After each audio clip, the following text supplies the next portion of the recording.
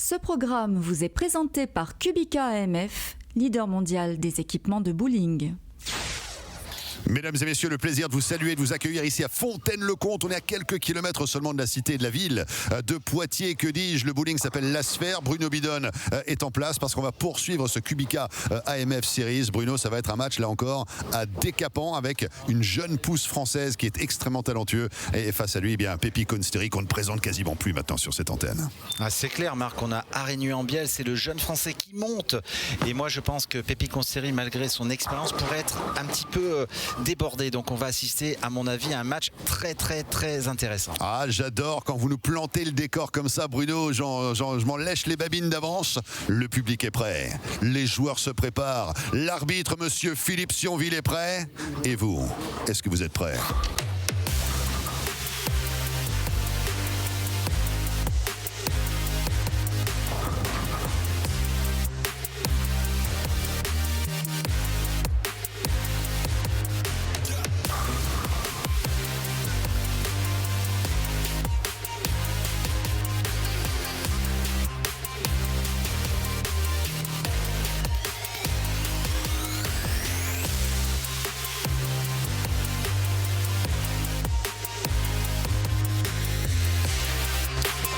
Avec un temps d'échauffement encore pour Pépi Consteri, la finlandaise. Et puis face à elle, évidemment, on retrouve avec plaisir le jeune français de 17 ans, Arénuy-en-Bielle, qu'on avait découvert il y a quelques émissions de cela. Et puis on l'a vu également du côté de la demi-finale du Bowling Promotion Tour Series des jeunes, c'est-à-dire des moins de 23 ans.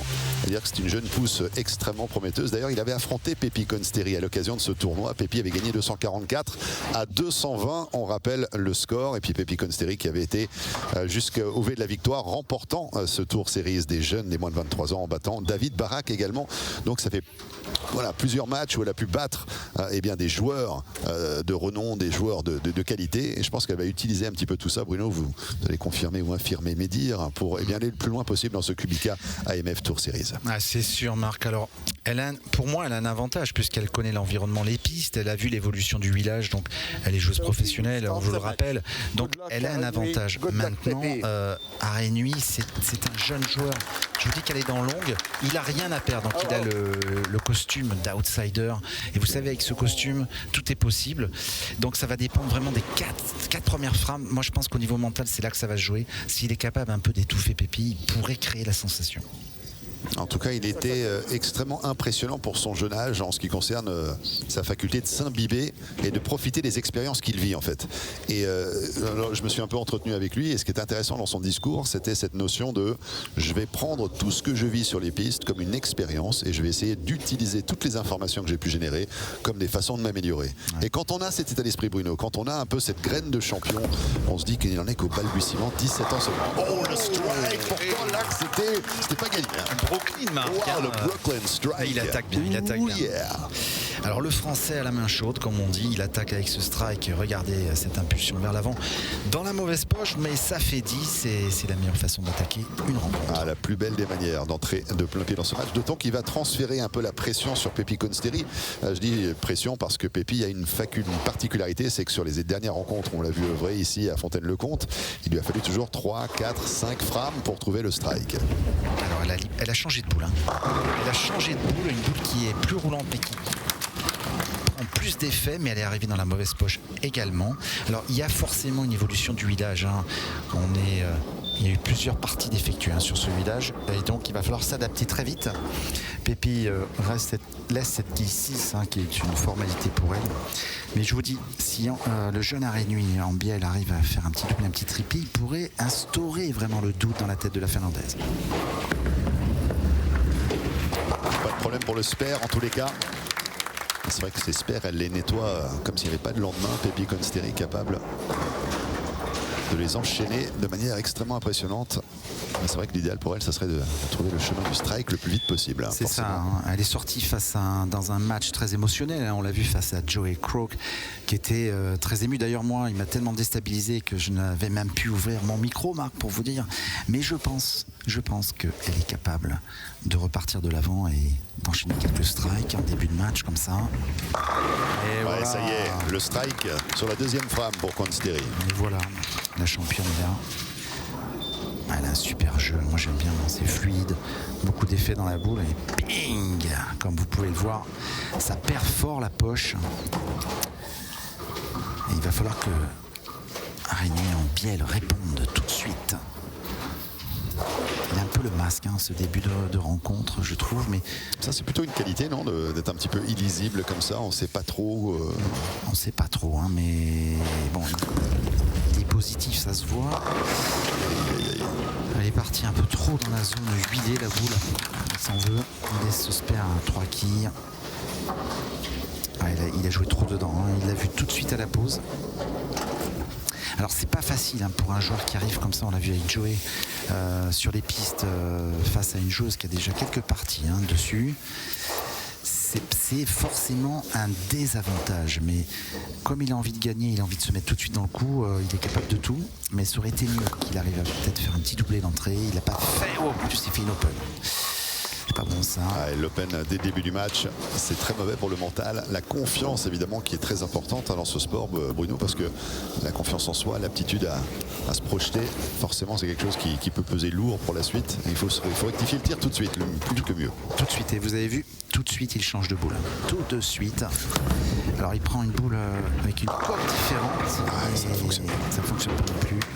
En tout cas le spare sera plus facile cette fois-ci. Oui.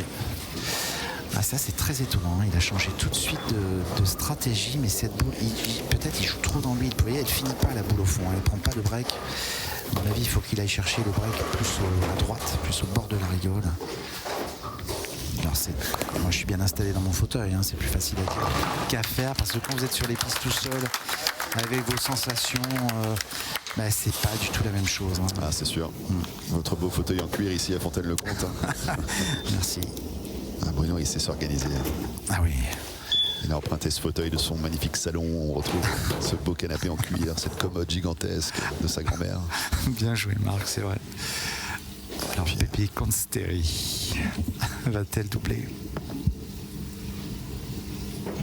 Une vraie opportunité pour la Finlandaise. Le double-double. Elle a changé. Mais il y a une quille qui reste debout. Elle attaque. Alors vous avez vu cette boule comme elle break fort, c'est-à-dire qu'elle a beaucoup d'effets en fin de piste. Elle est très roulante la boule, et la coque de la boule et le top, ce qui est à l'intérieur, a une très très grosse réaction sur cette piste. Alors il faut qu'elle se règle, mais si elle arrive à se régler avec cette boule, elle va faire un carton. Bien, je vous préviens. Elle a peut-être fait le bon choix, on va voir. En tout cas, elle est en bonne joueuse professionnelle, en train de préparer le terrain, je trouve. Elle est en train d'ajuster vraiment le matériel, la vitesse, la stratégie. Et attention à Pépé Consteri. Elle serait capable de faire un petit peu le coup de Liz Johnson qu'on avait vu il y a quelques années sur cet événement, qui avait gagné pendant le Master 4 matchs consécutivement. C'est vrai qu'être sur les traces de l'américaine Liz Johnson pour Pépé Consteri, ça serait quelque chose d'impressionnant, d'émuler un petit peu la performance de l'américaine. Strike. Deux spares de strike pour l'instant. Mais je vous dis, elle a choisi la bonne boule, parce que là ça se voit que la boule répond bien sur la piste. Et quand je vois un joueur à deux mains, alors regardez bien cette trajectoire, elle va plus haut au break, et vous voyez comme elle pique bien la boule, comme elle attaque la poche. C'est exactement ça qu'il faut faire. Et pour le moment, Régnier joue un petit peu trop dedans la piste. Il joue dans la zone très huilée, et il a du mal à... Alors il faudrait qu'il aille chercher le break un peu plus au bord, ce qu'il a fait, mais là...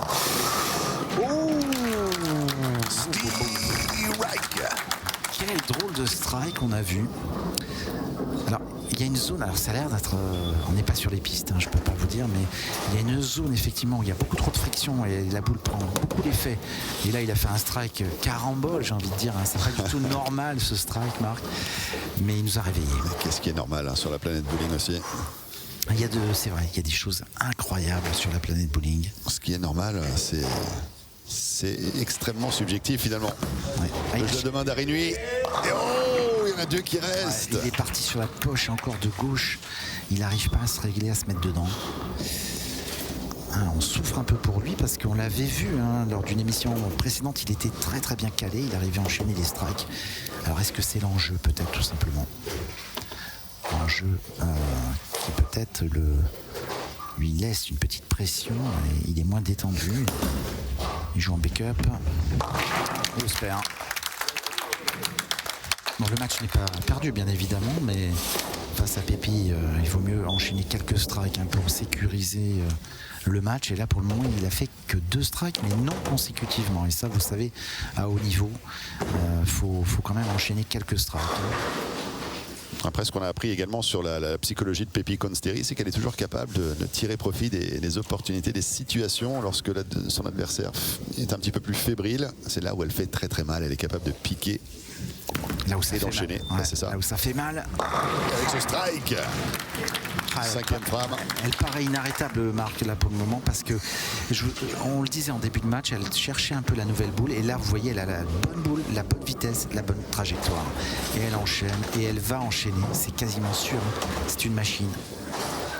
Ça paraît facile quand on la voit jouer, je trouve. Ça, c'est vrai que c'est les caractéristiques des grands champions ou des grandes championnes lorsqu'on les voit à l'œuvre et qu'on a l'impression que n'importe qui pourrait faire ça.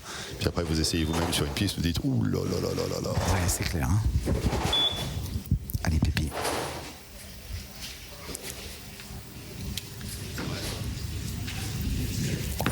Allez, c'est parti pour la finlandaise. Oh bon. Oh là. Qu'est-ce qui s'est passé là? Mais que se passe-t-il? J'ai pas compris du tout ce qui s'est passé. Si on la revoit cette boule, ça serait intéressant au ralenti, parce que alors là même elle est surprise. Regardez, elle comprend pas. Elle comprend pas ce qui s'est passé. Même moi, j'ai pas très bien compris ce qui s'est passé. Alors moi j'ai une question pour vous au niveau de la physique élémentaire, mon cher Bruno. Parce qu'il y a 2 ans de cela, on a eu la chance d'avoir les spécialistes américaines, les meilleures joueuses du monde qui étaient avec nous. On en a parlé, Liz Johnson, Clara Guerrero, etc. Lindsay Bobershine et autres. Et ce qu'on voyait lorsque notamment Daniel McEwan libérait la boule, c'est qu'il y a un effet de balancier conséquent. C'est-à-dire que les Américaines laissent la main prendre pendant plusieurs secondes après la libération de la boule. Et ça, c'est une caractéristique qu'on ne retrouve pas chez les joueuses ou les joueurs européens. C'est vrai. Pourquoi?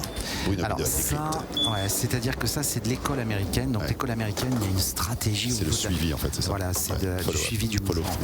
Exactement. Et en fait, c'est vrai que c'est pas très développé par les coachs en Europe. Ils ne l'utilisent pas. Mais ça n'empêche pas, si vous voulez, de mal jouer. Mais je pense que ça empêche, en tout cas, d'avoir une meilleure stratégie au niveau de la lecture de la piste. Parce qu'en fait, quand vous finissez votre geste... Oh là là, il est volé. Ah oui. Aïe, aïe, aïe. Il est volé. Arénuy. Ah ouais, il laisse la 8, là, il est volé. Et pour finir à développer votre question, c'est vraiment quelque chose qu'il faut essayer de mettre en place, par exemple, en Europe. Parce que c'est vrai, ils ne le font pas. Alors là, il n'a pas eu de chance, le Français. Franchement, c'est la 8 comme ça, pleine poche, la boule. Elle le perçait bien. Il l'obtient. Alors on parlait tranquillement, mais j'avais pas vu que Pépi avait fait une open.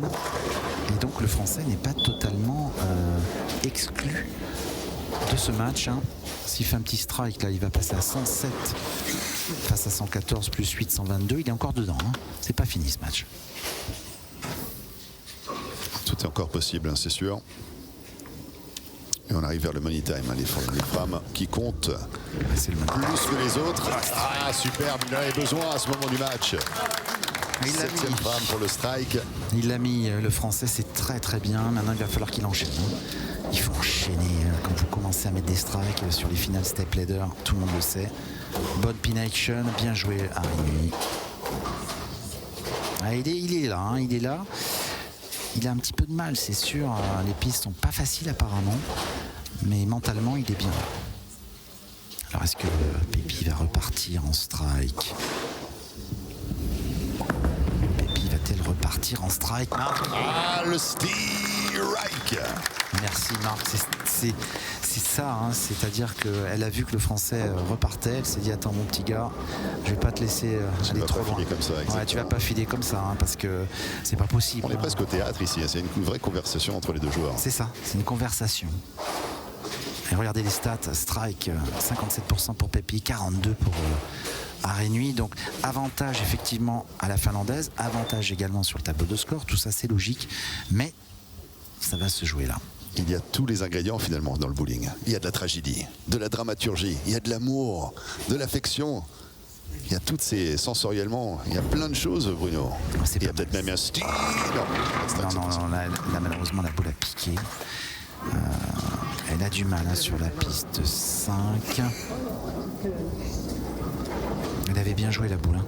Elle avait bien joué, mais il y a un problème hein, sur la 5. On dirait qu'il y a une zone qui est un peu incontrôlable, j'ai l'impression. Oui, c'est intéressant l'évolution des pistes aussi, parce qu'il y a quelques émissions de cela, on disait oui, forcément jouer sur la 5, ça donne un avantage de taille par rapport à la joueuse qui joue sur la 6. Et là, on constate que c'est plus le cas. C'est plus le cas. Il faut faire le spare, hein, c'est important. Ouais. Sécurisé, verrouillé. Frame numéro 8. Alors le match est très très ouvert maintenant hein, parce qu'il reste 3 frames pour le français, 2 pour la finlandaise. Il n'y a pas de, on va dire, de joueurs qui se détachent, on va dire, au niveau du score tout de suite là. Et donc si, je dis bien si, hein, Rénu arrive à striker là, attention, ça peut le permettre de tripler. Il a une vraie option là, une véritable option. Et il faut qu'il la saisisse parce qu'il n'en aura pas deux. Il faut le mettre. Il faut le mettre. Il n'y aura pas de strike. Il n'y aura pas de strike sur la 6. C'est vrai que le problème, quand on arrive sur ces frames crunch, c'est-à-dire des frames qui sont extrêmement importantes, quand on ne réussit pas ce qu'on doit entreprendre sur ces frames-là, c'est compliqué. C'est compliqué. Vous avez qu'une chance hein, face à des joueurs du niveau de Pépi. Et il l'avait là, il l'avait. Alors, il peut avoir une seconde chance hein, si Pépi ne strike pas jusqu'au bout. Il en aura une deuxième.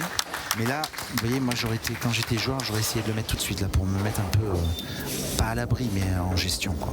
Là, il n'est pas du tout dans la gestion. Il court après le score et c'est jamais confortable. Et vous savez que quand vous avez que 17 ans, il faut tenir. Alors, il faut tenir la pression. Hein. Il l'a là, c'est sûr. Hein. Il reste debout là. Bruno Bidon, qui a été le premier joueur français à quitter l'Hexagone pour aller du côté des États-Unis jouer en PBA. Oh, encore une quille rebelle qui ne se couchera pas sur la foundation frame. Et Bruno, vous avez joué un côte est, côte ouest. Vous avez road trippé un peu la voiture, vous avez traversé les États. Eh oui. Motel, pancake et tout. Ma femme conduisait, je lui ai fait faire la totale. Avec votre femme. Eh oui, la pauvre.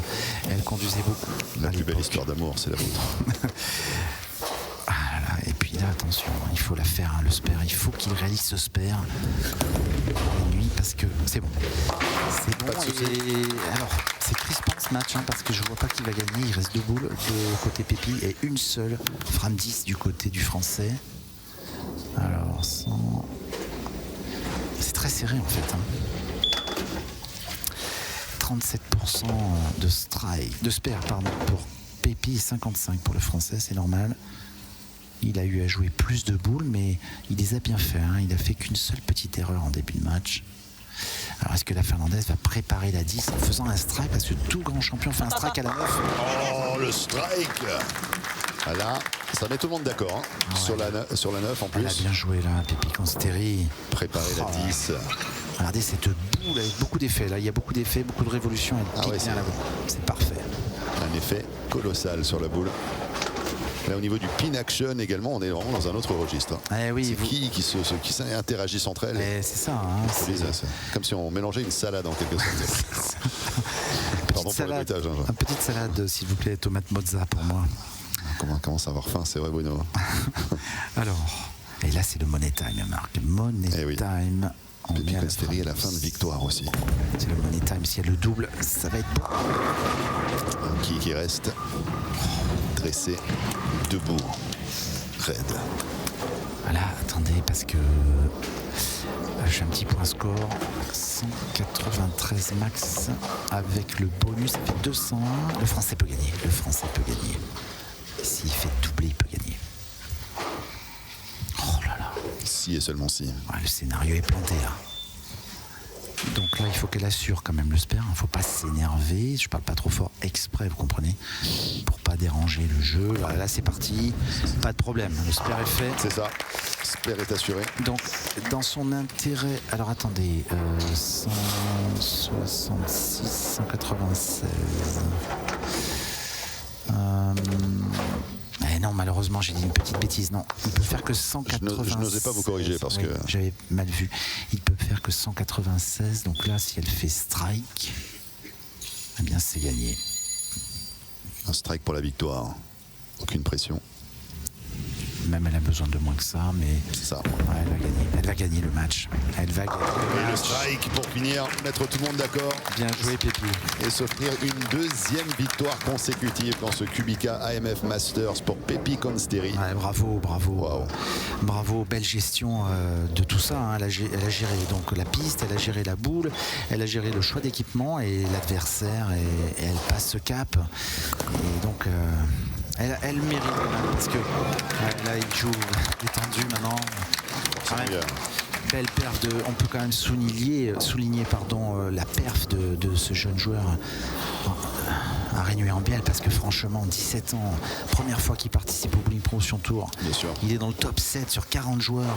C'est exceptionnel, hein, parce qu'il y a du monde derrière. Hein, Première finale au pluriel, un télé pour lui, c'est ça, sur et différentes compétitions aussi. Franchement, c'est à souligner. Il y a fort à parier qu'on le reverra très prochainement. On finit avec un strike. Il s'en veut, là, vous voyez, il s'en veut parce qu'il joue des contracts. Donc le match qui est perdu, il fait des strikes. C'est ça. Il avait la pression, je pense qu'il avait. Double strike. Il a joué en retenue. Mais bon, on ne peut pas lui en vouloir. Seulement 17 ans, quand tu joues professionnel avec le talent qu'elle a, Pépi, il était un peu en dedans. Bon. En tout cas, ça a été un très bon match. Pour lui, une super expérience, je pense.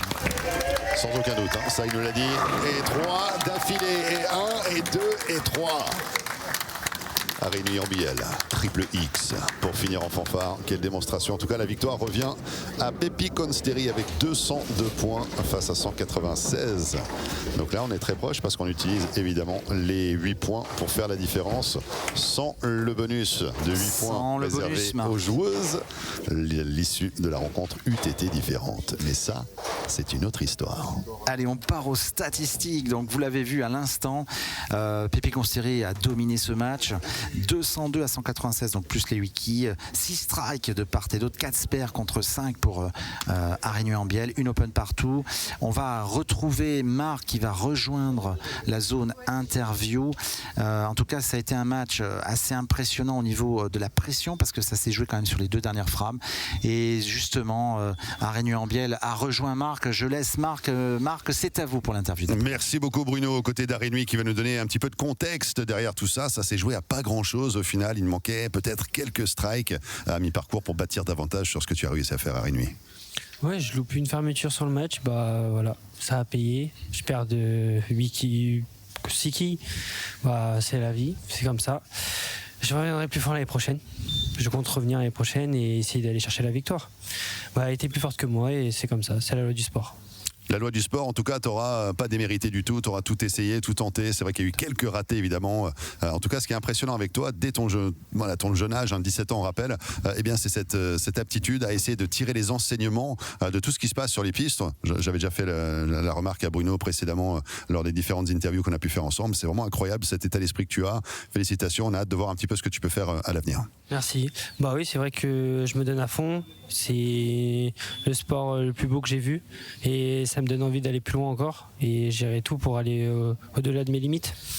Merci beaucoup en tout cas pour évidemment cette réaction et on va tout de suite recevoir Pepi Consteri. Merci à Arénuy-en-Bielle qui terminera donc qui ne remportera pas la victoire, j'allais dire termine deuxième du tournoi, mais pas du tout, puisqu'il y a encore plein de matchs en devenir avec Pepi Consteri qui gagne une deuxième rencontre de manière consécutive. Pepi, another win, another opportunity to share exactly the insight. Now the last time we had this kind of format, I do remember it was 2 years ago, we had an American players that joined us here. Liz Johnson was in your shoes back then and she won like 4 or 5 in a row, didn't win the tournament in the end, but a very inspiring performance nevertheless. So you could be today's Liz Johnson in the Kubica AMF Masters Series. How does it make you feel?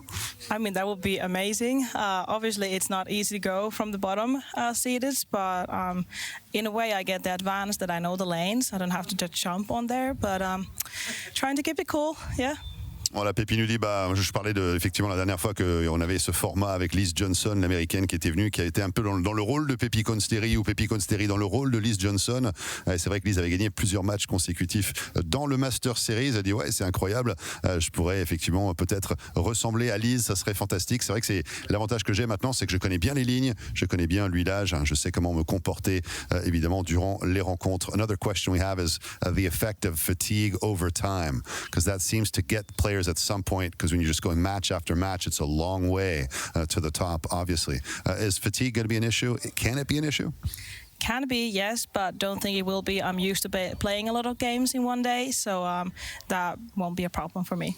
Voilà, j'évoquais un petit peu la fatigue cumulée, on en parlait avec Bruno à l'antenne, mais c'est vrai que Pepi me dit moi j'ai l'habitude de jouer des matchs toute la journée, il n'y a pas de problème, je suis une machine, elle ne l'a pas dit, c'est moi qui rajoute. Pepi, thank you so much indeed for the insight and look forward to seeing you all throughout this tournament. Mesdames et messieurs, vous avez compris, Bruno, Pepi est là, elle n'est pas là pour faire de la figuration et elle, aucun problème, elle peut démarrer à 8h, terminer à 21h30, elle est là pour gagner, Pepi. C'est clair, Marc, elle a fait le job, comme on dit, et elle a vraiment bien joué encore. Le match qui suit, ça va être un petit peu plus tendu, je pense, parce qu'on va arriver avec un Mike De Boer qui va être là. Pepi Consideri, elle est toujours là. On vous dit à très très vite, Marc. Merci beaucoup, Bruno. On tire le rideau, mesdames et messieurs. On se donne rendez-vous très très vite pour de nouvelles aventures sur la planète bowling, ici sur Sport en France.